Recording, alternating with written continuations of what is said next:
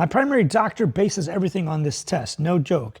Me as a nurse, I know better. So she's saying that her doctor saw her high cholesterol and said your calcium score is 0, so you're fine, we don't need to treat it. This is the definition of insanity.